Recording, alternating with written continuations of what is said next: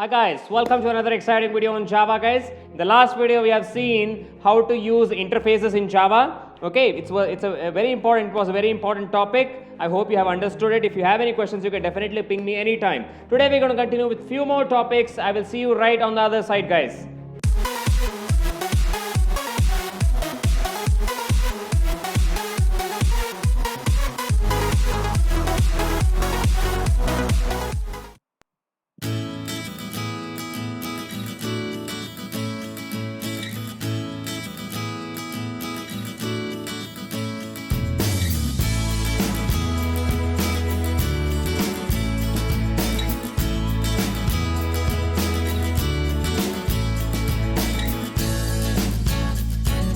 Alright, welcome back guys. So we're going to talk about something called as exceptions in Java. Very important topic because there are a lot of differences between your previous languages that you have learned and what is there in Java. So please listen carefully. Now what do you mean by exceptions? Exceptions are nothing but some type of abnormal behavior in a program.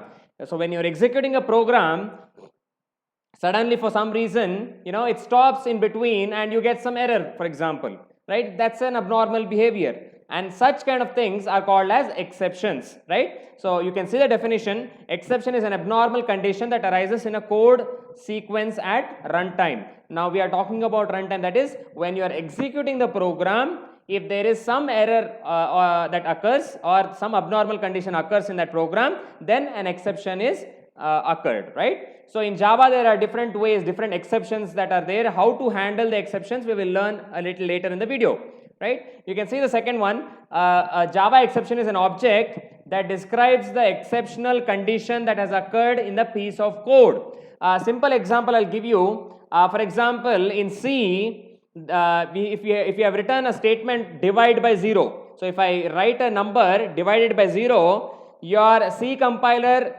will not check for that error. At the execution time, right, abnormally the particular program which is executing will stop abnormally and exit, right? Or if you can write something called as infinite loops.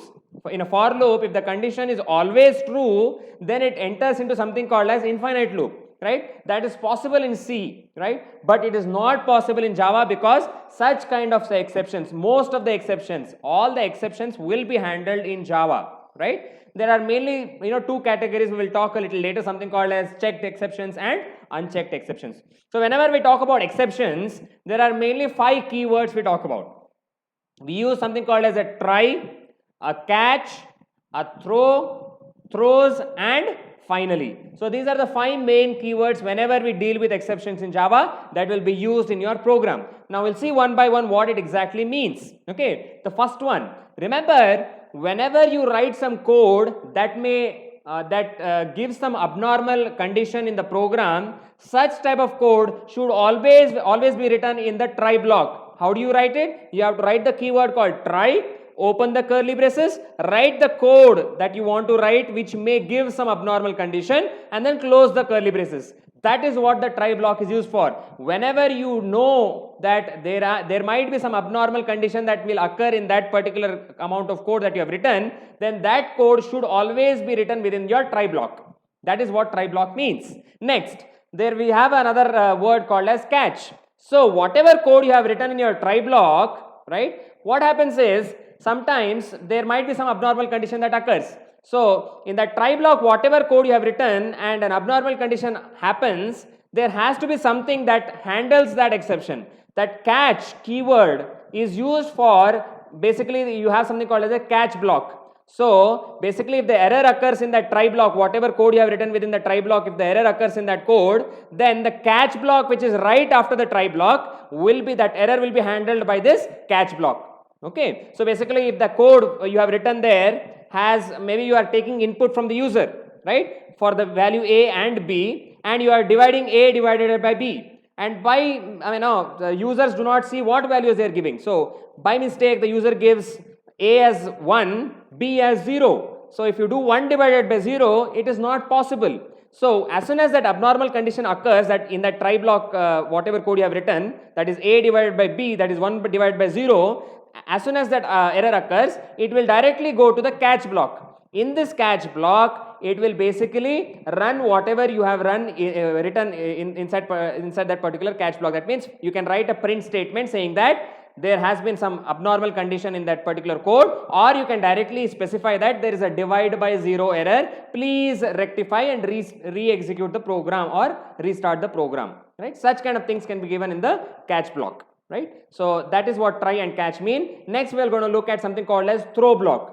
Now what do you mean by throw block? Now throw block basically means that if you want to manually throw some exceptions in the program, there might be some situations where I want to manually throw some exceptions. In that case, I can use a keyword called throw keyword. Okay, how it works we will see with an example a little later. Right? Next we are going to look at another point, that is your throws keyword. Alright, so you can see there guys, the fourth point is nothing but throws. Right? So you can see there that remember, whenever you want to manually throw a particular exception out of the method, okay, you want to throw some exception outside the method, then normally you will use a keyword called throws. Okay, we will see that with an example later. And we have another block that is called as finally. Right? So normally this is how it goes. You can write try block, a catch block, you can have a throw block, and then a finally block. Now whatever code you write within the finally block, it means that whatever you have after the try block and the catch block, the finally block will always execute. So if you want a certain amount of code to be executed for sure, then you can write that in finally block. So even if the try blocks get executed and catch does not get executed because there is no error, then finally block will definitely get executed. It does not matter. Finally block always will get executed. So remember, these are the 5 important keywords used for your exceptions. So we will go on to the next slide guys. Alright, so please see this particular example here guys. This is the very general syntax of general form of how exceptions look like, how exceptions are handled here. Right? You can see here, normally your first block will be a try block. Remember, whatever code may generate an exception or an abnormal condition in the program, then that code should be written within that try block. So your try is the keyword, open the curly braces, write the code inside and close the curly braces. Right after the try block, you have to write a catch block. Within the catch block, remember, you have a parameter. You can have one parameter or multiple parameters. Now that catch block will have the parameter which will tell what kind of error or exception that has occurred in the program. Okay, by default, remember, the topmost class which handles all exceptions in your Java program is the class called exception. Okay, so if you write exception there in your catch block, it will handle all types of error. If I am sure that there is only one type of error that can occur in that try block, that is, for example, I am sure only divide by 0 will occur, then I can directly write in that catch, within that parenthesis, I can write the name of the exception directly, that is divide by 0 exception. The name of the exception itself I can directly write there.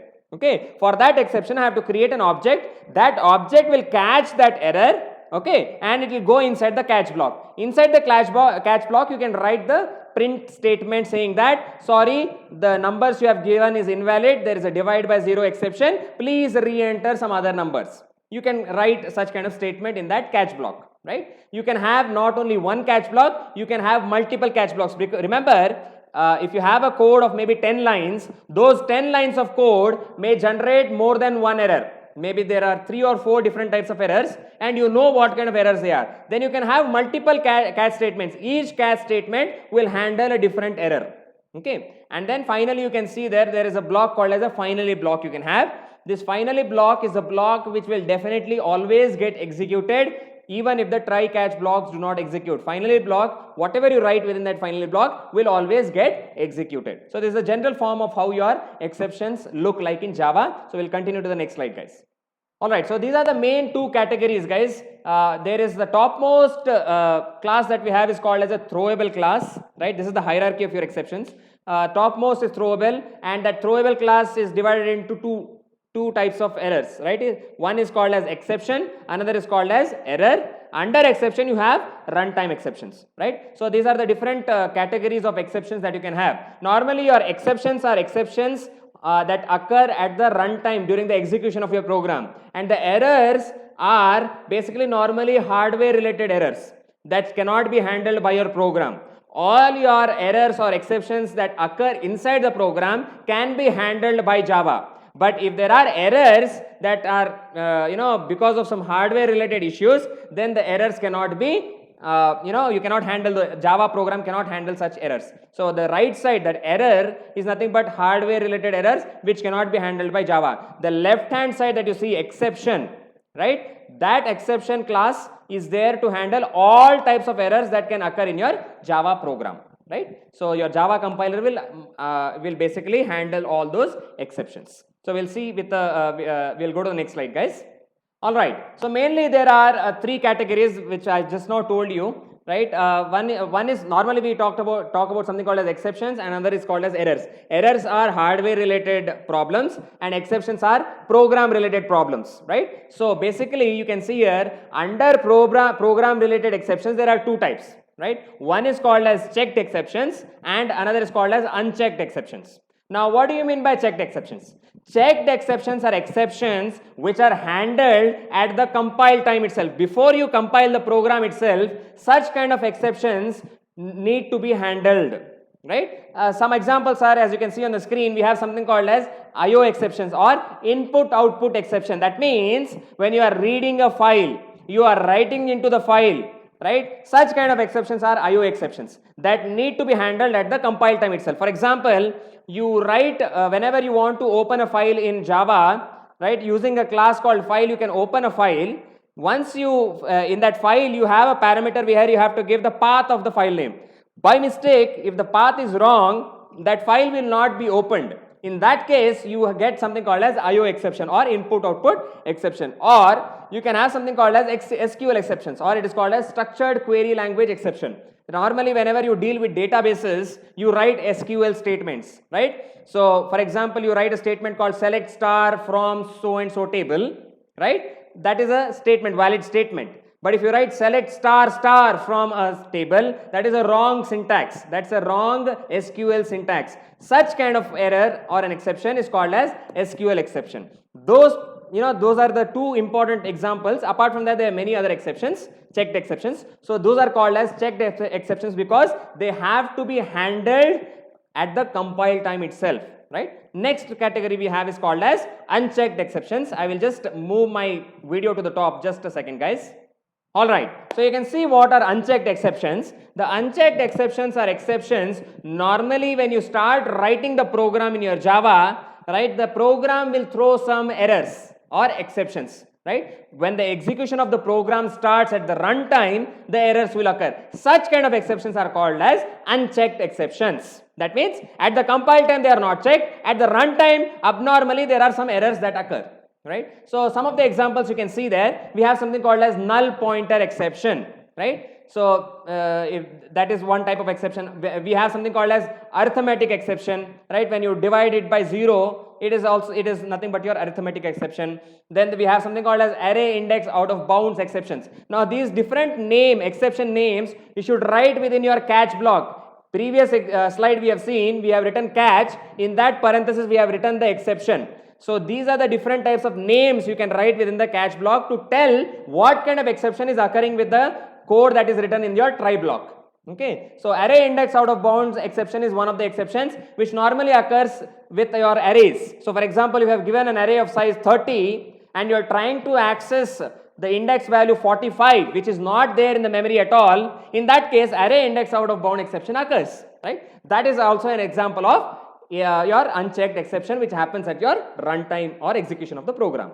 Finally, we have something called as error. Error I have already told you. Error is nothing but your hardware related problem which cannot be handled by your Java compiler, right? Your JVM or compiler cannot handle such kind of errors, right? So you can see there error is irrecoverable. That means program cannot handle it. Out of memory error, it's a hardware error. Virtual machine error, assertion error, there are many more. They are all hardware related errors, right? So normally we deal with in the program with only checked and unchecked exceptions.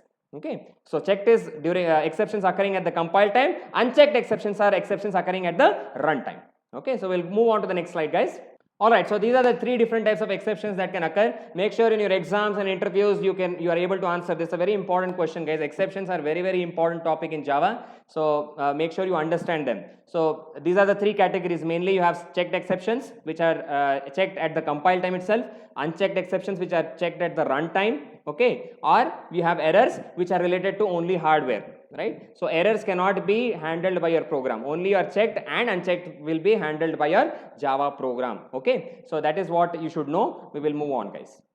Alright, this is a simple example of an unchecked exception in Java, guys. I just now told you unchecked exceptions are exceptions which occur at the runtime. So a simple example is divide by 0. You can see there we have declared a class called exe0. Okay, in that, in the main function we have initialized the value of d to 0, which is of type integer. Okay, and then we have initialized the variable a of integer is equal to 42 divided by d. Now d is your 0, value is 0. So that is a exception, that is divide by 0 exception, or it is also called as arithmetic exception in Java, which will occur. So that code, that a is equal to 42 divided by d, that code should be actually written in your try block, because remember that will throw an error, right? So you should write a try block. That code should be written inside the try block. We will see with an example in the next slide, guys. And then we have to write the catch block to handle or catch that error, right? So you can see here, for all your exceptions, for all different types of exceptions, you have a default handler called as exception. Basically there is a topmost class called as exception, which can be used for handling all types of exceptions in Java. Normally I told you there are different types of checked and unchecked exceptions, such as SQL exception, IO exception, right?